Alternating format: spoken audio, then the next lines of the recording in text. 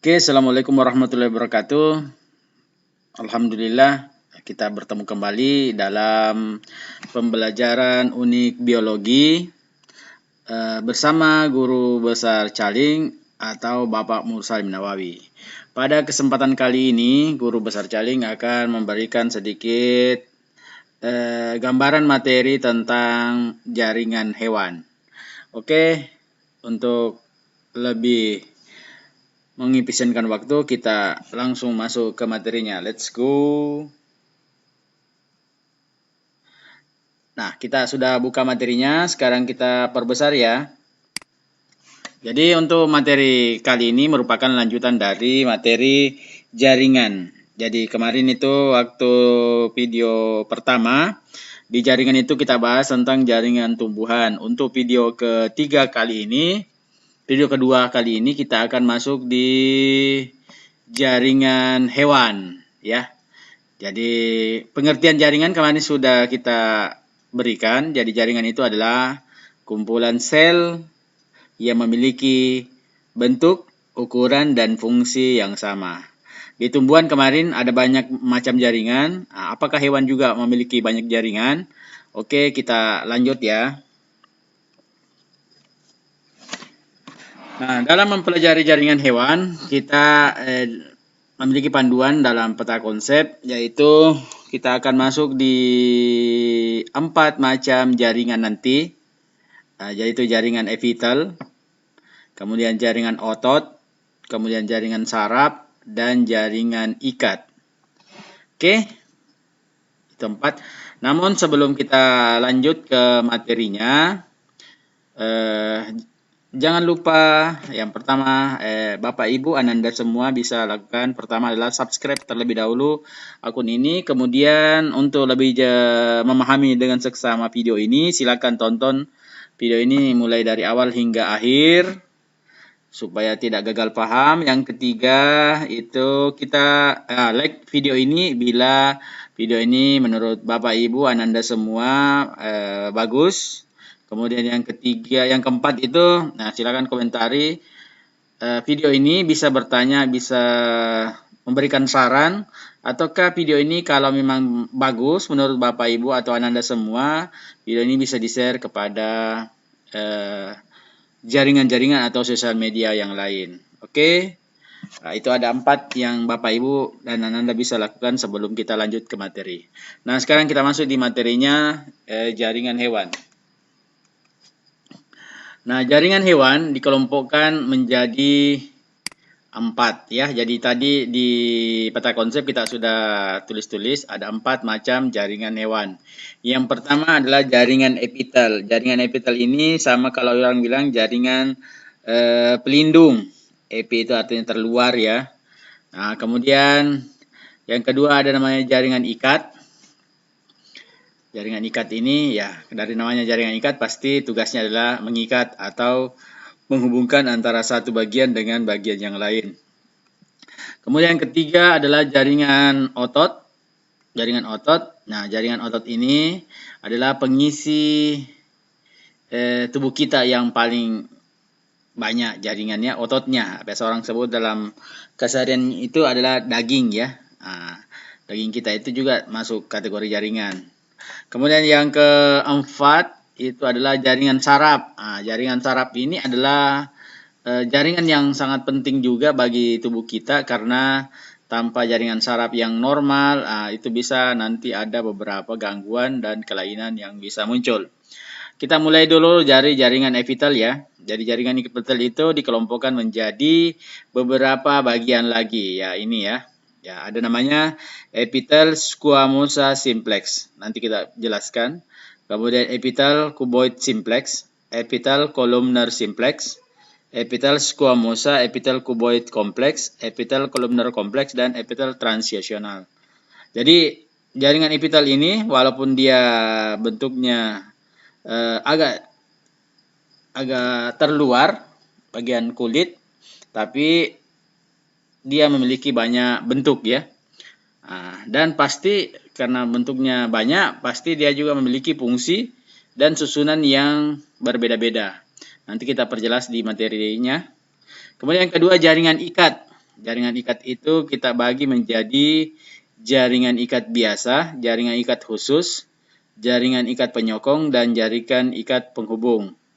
Ya, ini nanti kita jelaskan lebih lanjut. Selanjutnya jaringan otot kita bedakan menjadi 3. Jaringan otot polos, jaringan otot lurik, dan jaringan otot jantung. Kemudian yang jaringan saraf itu tersusun atas sel-sel neuron atau sel-sel saraf. Nah, ini nanti yang akan kita jelaskan di slide lanjut. Oke, kita lanjut ya.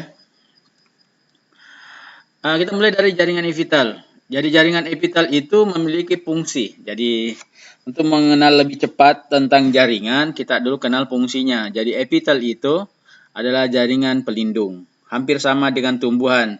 Kalau tumbuhan itu jaringan terluarnya, jaringan pelindungnya itu adalah jaringan epidermis. Ya, kemarin sudah dijelaskan di video jaringan tumbuhan. Fungsi jaringan epitel adalah sebagai perlindungan atau proteksi. Jadi kulit-kulit kita, baik kulit dalam maupun kulit bagian dalam organ, itu juga memang tugasnya adalah untuk perlindungan. Kemudian yang kedua, mencegah penguapan air. Jadi kalau jaringan epitel hewan bagus, maka penguapan air itu bisa dikendalikan sehingga penguapan air itu tidak cepat ya. Kemudian sebagai reseptor sensoris. Jadi sebagai reseptor sensoris. Maksudnya di ini adalah reseptor itu berarti rangsangan, sensoris berarti penerima rangsang. Jadi ketika ada rangsangan masuk, maka tugas jaringan epitel itu adalah sebagai reseptor. Reseptor ya, jadi dia yang menerima rangsang pertama. Kemudian jaringan epitel adalah tempat pertukaran gas-gas. Ya, jadi gas-gas yang masuk ke dalam tubuh kita itu akan masuk ke dalam jaringan ke dalam tubuh kita itu melalui jaringan epitel. Kemudian pelepasan bahan-bahan buangan. Jadi ada beberapa pelepasan bahan-bahan buangan di dalam tubuh kita itu juga akan dikeluarkan melalui jaringan epitel. Kemudian absorpsi atau penyerapan ya. Jadi jaringan epitel itu walaupun dia merupakan kulit, tapi fungsi di dalam tubuh kita itu sangat penting sekali ya. Nah, ini contoh-contoh jaringan epitel ya dan lokasinya. Kita mulai dulu dari jaringan epitel squamosa simplex. Lokasinya atau tempatnya itu di permukaan dalam semua pembuluh darah, pembuluh limpa, kapsul Bowman, alveolus, dan pipi bagian dalam. Jadi bentuknya itu tipis, tapi dia punya fungsi pertama difusi. Ya, jadi dia mampu melakukan proses pemasukan zat melalui difusi, kemudian melalui secara osmosis atau filtrasi atau menyaringnya. Untuk ginjal ini dia akan menyaring. Misalnya untuk pembuatan difusi oksigen dan karbon dioksida. Jadi oksigen itu dimasukkan ke dalam jaringan itu harus melewati jaringan epitel squamosa simplex, begitu pula karbon dioksida. Kemudian yang kedua adalah epitel columnar simplex. Letaknya itu adalah di dalam hidung. Jadi dia berada di dalam hidung, uterus atau di daerah rahim, kemudian saluran Fallopi. Ini banyak di daerah perempuan ya. Terdapat sel-sel epitel columnar simplex yang memiliki silia atau rambut getar. Jadi biasa epitel columnar ini dilengkapi dengan silia atau rambut getar. Fungsinya adalah absorpsi untuk penyerapan, ya. Nah, pada saluran Fallopi, gerakan silia menyebabkan ovum sel telur bergerak menuju uterus. Jadi silia pada saluran Fallopi itu gunanya adalah membantu pergerakan sel telur. Jadi dia bergoyang sehingga sel telur itu mampu melekat pada rahim ya, rahim uterus. Nah, sekarang yang selanjutnya bentuk epitel kubus simplex ya. Epitel kubus simplex itu fungsinya sebagai absorpsi, penyerapan dan sekresi. Jadi sekresi ini sebenarnya saat itu tidak berguna, tapi karena dia masih bisa dimanfaatkan sehingga diubah ke bentuk lain. yaitu sekresi. Kemudian di mana tempat dari epitel kubus simplex? Itu di kelenjar atau saluran-saluran, kemudian lensa mata dan permukaan luar ovarium. Jadi bentuknya tipis ya, bentuknya tipis. Kita bisa lihat saja lensa mata kita itu sangat tipis sekali. Lensa mata yang ada yang pernah menggunakan lensa kontak yang mungkin bisa bayangkan bagaimana tipisnya namanya lensa mata. Tapi fungsi dari jaringan epitel kuboid ini sangat penting ya, penting karena dia adalah penyerapan dan sekresi. Kemudian selanjutnya adalah epitel squamosa kompleks.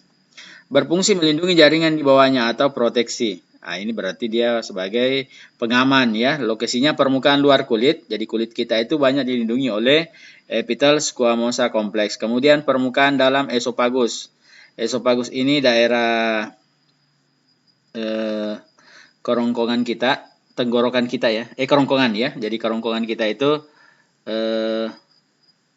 dilindungi oleh jaringan epitel squamosa kompleks. Kemudian rongga mulut kita juga banyak didukung oleh squamosa kompleks. Vagina dan anus juga banyak didukung oleh epitel squamosa kompleks. Kemudian lapisan luar epitel kulit tidak memiliki inti mati dan sitoplasma digantikan oleh protein keratin. Artinya di sini epitel squamosa kompleks ini berarti kompleks itu berarti sangat rapat ya, sangat lengkap. Nah, fungsinya juga ya namanya saja berfungsi sebagai pelindung, berarti dia harus memiliki susunan yang rapat untuk menghalau masuknya zat-zat asing atau benda-benda asing ke dalam jaringan-jaringan di bawahnya. Kemudian selanjutnya adalah epitel kuboid kompleks. Epitel kuboid kompleks, kuboid itu artinya berbentuk kubus ya, berbentuk balok kotak. Nah, kemudian epitel berarti lapisan luar berbentuk kompleks berbentuk kotak. Kemudian lokasinya saluran kelenjar keringat dan ovarium. Saluran kelenjar keringat dan ovarium. Fungsinya adalah untuk menyekresikan sel telur. Jadi sel telur itu ketika berada di ovarium, dia akan dimanfaatkan oleh atau dijaga oleh epitel kuboid kompleks. Kemudian epitel kolumnar kompleks. Lokasinya di uretra, kelenjar ludah dan kelenjar susu. Fungsinya adalah sekresi dan ekskresi. Jadi sekresi itu artinya ada bahan yang tidak berguna bagi tubuh kita, harusnya memang dikeluarkan, tapi dengan bantuan alat-alat sekresi, bahan-bahan itu bisa diubah ke bentuk lain dan masih bisa berguna kembali. Kalau ekskresi, cairan atau zat itu memang tidak berguna dan harus dikeluarkan ya. Nah, itu dilakukan oleh epitel kolumnar kompleks. Jadi berbeda-beda bentuknya jaringan-jaringan epitel ya. Kemudian epitel transisional. Epitel transisional merupakan bentuk peralihan antara epitel squamosa kompleks dan epitel silindris kompleks. Lokasinya di kantong kemih. Jadi kantong kemih itu kantong air kencing, air urin. Kemudian di ureter. Ureter ini salurannya, saluran kencing. Kemudian saluran ginjal dan leher rahim. Ya, fungsinya dapat berfungsi sebagai kelenjar. Jadi ya kelenjar itu juga penting bagi tubuh kita karena dia mampu mengisi organ-organ kosong yang terdapat pada tubuh kita ya, kelenjar. Jadi seperti air ludah, kelenjar air ludah ya, salah satu contoh dari epitel ya, squamosa. Jadi selanjutnya kita masuk di jaringan kedua. Jadi ada berapa tadi? Jaringan ikat, jaringan epitel. Ada yang dimaksud dengan epitel kuboid berbentuk kubus. Ada squamosa kompleks ya, tidak beraturan. Kemudian ada kolumnar berbentuk tabung-tabung ya, dan lain-lain. Nah, selanjutnya kita masuk di nomor kedua, bagian kedua yaitu jaringan ikat. Jaringan ikat ini seperti saya bilang tadi bahwa fungsinya pasti untuk menghubungkan antara bagian satu dengan bagian lain ataukah mengikat supaya bagian-bagian itu tidak terlepas. Nah, sekarang contoh-contohnya di dalam jaringan ikat itu adalah serabut. atau zat-zat dasar ya. Nah, itu. Yang pertama kita bahas dulu tentang selnya. Sel-sel jaringan ikat ya. Nah, ini. Gambarnya itu jaringan ikat itu menghubungkan antara satu bagian dengan bagian yang lain ya. Jadi Bapak Ibu bisa, Anda semua bisa lihat gambarnya bahwa serabut itu sangat penting dalam menghubungkan atau mengisi ruang kosong di dalam jaringan ya. Jadi adanya serabut, adanya jaringan ikat, maka bagian tubuh yang bagian jaringan yang lain dengan bagian jaringan yang lain bisa dihubungkan ya, itu. Kemudian ini semua adalah bagian-bagian dari sel-sel yang di dalamnya terdapat jaringan ikat ya. Jadi komponen penyusun jaringan ikat itu ya tadi sel, serabut, dan zat dasar. Zat dasarnya ini adalah contohnya adalah sel lemak ya, sel lemak, sel fibroblast dan lain-lain. Nah, selanjutnya kita masuk di nomor kedua, bagian kedua dari jaringan ikat yaitu serabut. Serabut yang pertama namanya serabut kolagen. Serabut kolagen ini adalah serabut yang paling banyak. Kemudian berwarna putih dan lentur, fleksibel, contoh tendon. Ya, tendon itu bagian dari otot ya, bagian dari otot.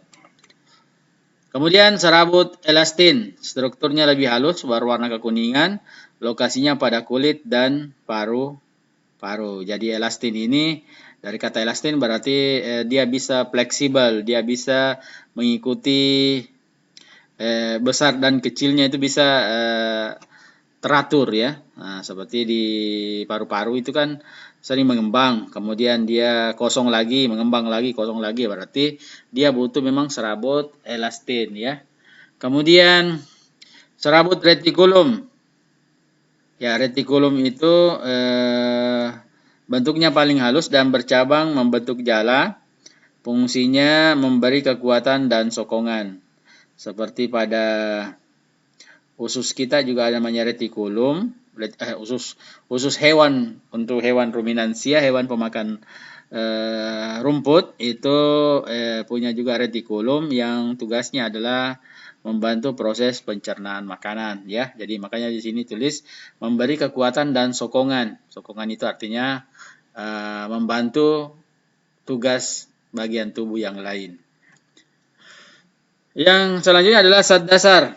Zat dasar ini adalah zat penyusun dari jaringan ikat ya. Yang pertama, molekul organik, garam, dan air. Jadi apapun makanan dan minuman yang masuk ke dalam tubuh kita itu tidak ada yang sia-sia, pasti akan dimanfaatkan oleh tubuh kita untuk perbaikan atau penyusunan bagian-bagian jaringan. Kemudian fungsinya sebagai zat pengisi ruang antar sel dan antar serabut pada jaringan ikat. Jadi zat dasar ini boleh dikata sebagai pengganjal ataukah bantalan pada bagian satu dengan bagian lain, sehingga tidak ada di dalam tubuh kita itu bagian tubuh yang terutama di bagian otot itu yang kosong ya, karena selalu ada zat-zat dasar yang mampu mengisi ruang-ruang kosong pada jaringan-jaringan tubuh kita. Selanjutnya jaringan ikat dibagi menjadi 4 ya, dibagi 4 itu ada namanya jaringan ikat biasa, jaringan ikat khusus, jaringan ikat penyokong, dan jaringan penghubung. Ya, jaringan ikat biasa berarti ini umum terjadi, umum ada di makhluk hidup. Itu ada namanya jaringan ikat padat dan jaringan ikat longgar ya. Jaringan ikat padat lagi dibagi lagi lebih spesifik, ada namanya jaringan ikat padat teratur, jaringan ikat padat tidak teratur, dan jaringan ikat padat elastin. Begitu juga jaringan ikat longgar, nah, itu disusun oleh komponen yang sedikit serabut tapi agak longgar ya. Jadi ikat padat itu artinya jaringan penghubung antara bagian satu dengan bagian lain betul-betul tidak ada celah atau ruang, ya, sehingga kekuatan dari organ, ketika di organ itu ada jaringan ikat, maka organ itu akan lebih kuat. Nah, kemudian jaringan ikat khusus. Jaringan ikat khusus itu ada namanya jaringan ikat retikuler dan jaringan adiposa. Ya, jaringan seperti mirip lemak ini, adiposa. Kemudian ya, betul, seperti lemak. Jadi jaringan ikat retikuler itu komponennya adalah serabut retikulum dan jaringan adiposa adalah sel-sel lemak, ya. Selanjutnya jaringan tulang. Jaringan ikat penyokong adalah jaringan tulang. Jaringan tulang ini ada namanya jaringan tulang rawan yang disusun oleh kontroblast dan jaringan tulang keras yang disusun oleh osteosit. Jadi tulang-tulang kita itu dikelompokkan dalam dua kelompok. Ada tulang keras, ada tulang rawan.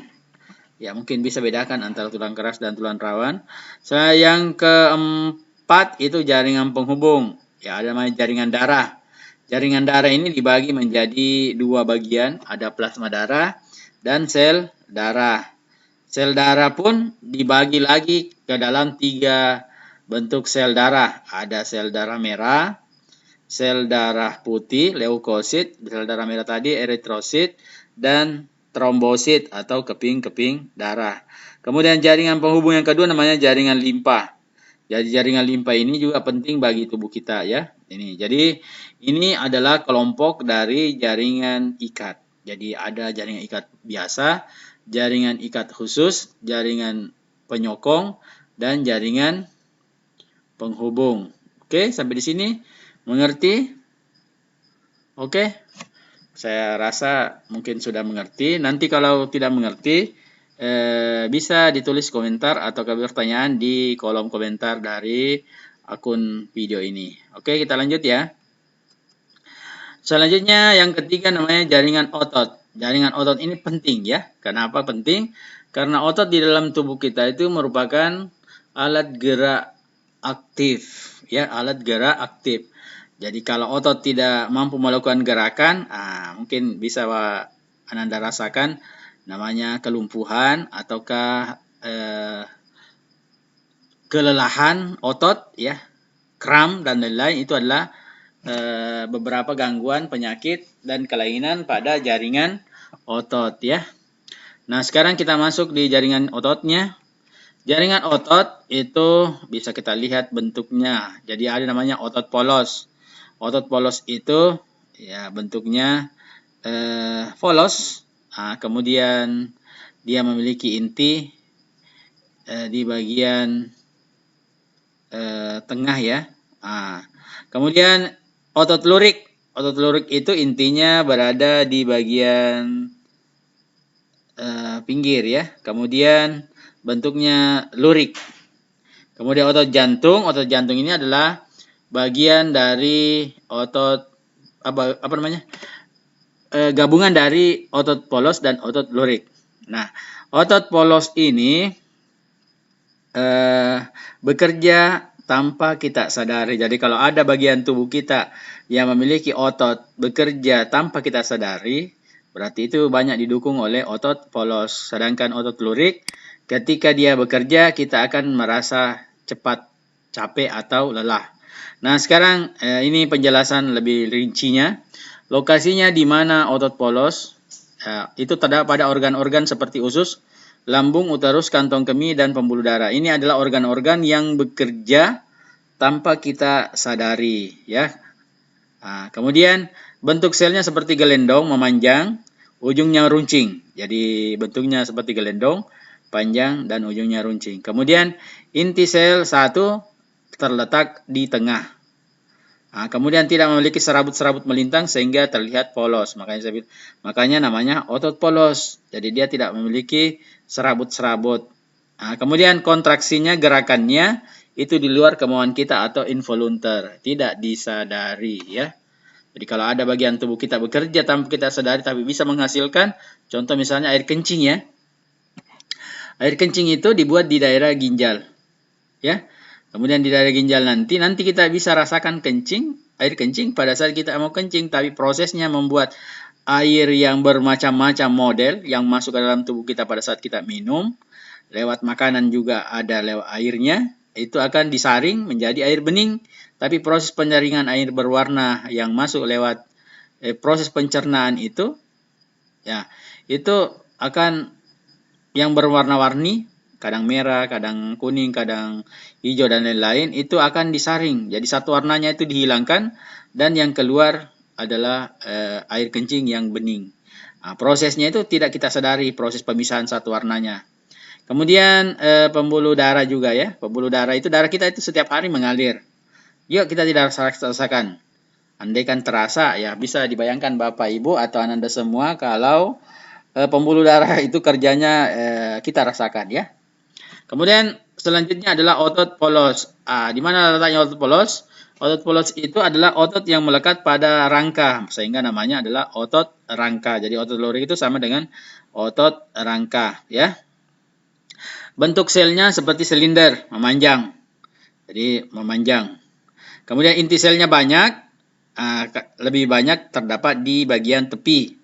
Memiliki serabut melintang, jadi serabut hitam putih, sehingga berbentuk seperti lurik. Kemudian fungsinya adalah menggerakkan rangka, ya, atau organ-organ rangka, tulang-tulang yang dimaksud rangka, ya. Kemudian kontraksi dikendalikan oleh kemauan kita atau voluntar. Jadi kalau kita bergerak dan kita sadari itu gerakan, maka itu adalah gerakan otot lurik. Nah, sekarang selanjutnya kita masuk di yang ketiga, namanya otot jantung. Otot jantung seperti saya bilang tadi, otot jantung itu adalah perpaduan antara otot polos dan otot lurik, ya. Di mana letaknya? Dia berada di dinding jantung. Bentuk selnya mirip otot rangka seperti lurik, tapi terkadang pula gerakannya kita sadari, terkadang pula tidak kita sadari. Jadi kadang tidak kita sadari, kadang juga disadari, tapi lebih dominan tidak disadari. Jadi nanti kita sadari itu gerakannya atau kontraksinya itu otot jantung ketika kaget, ketika sendiri di tempat yang gelap, kemudian ketika mau naik ke atas mimbar, baru terasa bahwa jantung itu berdenyut, ya. Ataukah kita pegang pergelangan tangan, itu kita bisa rasakan denyutan jantung. Kemudian inti selnya otot jantung itu mirip otot polos. Berarti kalau inti selnya berarti berada di tengah, karena inti sel otot polos itu ada di tengah. Nah, jadi ketika otot ini adalah bagian yang kerjanya dibutuhkan bagi tubuh, ada yang kerjanya involunter, tidak disadari, ada yang kerjanya disadari atau kerja otot lurik, ada juga perpaduan, kadang disadari, kadang tidak disadari, ya. Jadi ketiga otot ini sangat penting, ya. Nah, selanjutnya yang keempat namanya jaringan saraf. Jaringan saraf ini juga penting sekali, ya. Karena jaringan saraf ini kalau bermasalah sedikit, itu bisa menyebabkan gangguan informasi, gangguan tanggapan, dan gangguan kerja sistem saraf pusat, ya. Jadi harus bagus. Nah, jaringan saraf itu disusun oleh sel-sel saraf atau neuron. Ya, bentuknya sel saraf neuron ini seperti gambar ini, ya, seperti telapak tangan, ya. Nah, ini ya, contoh ini kalau telapak tangan ini adalah jari-jarinya, kemudian ini lengannya. Hampir juga sama dengan sel saraf. Jadi dia juga punya namanya badan sel yang biru ini. Kemudian yang biru tua ini itu adalah inti sel nukleus. Kemudian lengan-lengan ini, jari-jari ini biasa disebut dengan dendrit. Jadi ini yang berhubungan dengan sel saraf yang lain, dendrit. Kemudian ini yang memanjang, yang kuning itu adalah akson. Ini, ya, akson. Kemudian di dalam akson itu terdapat yang membungkus akson itu adalah selubung-selubung myelin. Kemudian setiap selubung myelin ada pembatasnya yang disebut dengan nodus Ramvier. jadi nodus Ranvier. Kemudian ada juga disebut dengan sel Schwann. Kemudian akson itu bercabang, namanya cawang kolateral. Kemudian di ujung-ujung akson terdapat bongkol-bongkol sinaps. Nah, ini memang biasa kalau di film-film itu menyala-menyala. Kemudian ada ujung akson. Jadi ini bentuk sel saraf. Jadi masing-masing bagian ini punya fungsi, ya, punya fungsi. Jadi ini sel saraf. Bapak Ibu atau Ananda semua mungkin bisa bayangkan namanya sel. Kemarin waktu belajar tentang sel di video awal itu, sel itu bentuknya tidak bisa dilihat oleh mata. Kita naik satu tingkat namanya jaringan. Berarti ini adalah kumpulan sel-sel saraf yang saling berhubungan satu dengan yang lain. Ya, di mana mereka memiliki fungsi khusus. Nah, apa fungsi khusus dari sel saraf? Nah, ini kita baca ya. Pertama, menghantarkan rangsang dari luar tubuh menuju saraf pusat. Jadi, ada di dalam tubuh kita itu namanya pusat saraf. Nah, biasanya kita sebut dengan istilah otak. Jadi, otak itu adalah pusat saraf. Nah, kemudian, jadi tugasnya itu dendrit adalah menerima rangsangan dari luar. Ya, jadi setiap bagian tubuh kita itu penuh dengan alat rangsang, alat penerima rangsang ya. Alat penerima rangsang. Jadi penuh dengan sel-sel saraf. Nah, jadi dimanapun bagian tubuh kita sentuh, pasti kita akan rasakan. Kemudian meneruskan perintah dari saraf pusat ke organ. Jadi mengantar masuk ke saraf pusat dan hasil kerja saraf pusat kita disampaikan kembali ke organ untuk penanggapan. Jadi ketika misalnya saya memanggil seseorang, maka lewat telinganya suara saya itu masuk ke dalam alat pendengaran. Kemudian di alat pendengaran itu dilengkapi dengan saraf pendengar. Di saraf pendengar itu informasi suara saya itu akan diantarkan melalui sel saraf menuju ke otak. Di otak itu sudah ada rekaman-rekaman suara, rekaman-rekaman gerakan. Disitulah ketika ada suara yang masuk yang senada dengan rekaman, maka otak akan bekerja menerjemahkan suara tersebut. Nah, kemudian otak akan menghasilkan tanggapan, dan tanggapan itu akan dikirim ke organ penanggap. Contoh misalnya ketika misalnya saya panggil misalnya Ani, maka Ani akan mengarah ke saya atau balik ke saya karena namanya saya panggil. Jadi proses kerjanya itu ada yang menanggapi rangsang saraf pusat, ada juga yang menerima rangsang itu bagian dendrit, kemudian ada juga yang mengirim rangsangan kembali ke alat-alat penanggap rangsang, organ-organ penanggap rangsang. Kemudian komponen dari jaringan saraf adalah kumpulan sel-sel saraf atau neuron.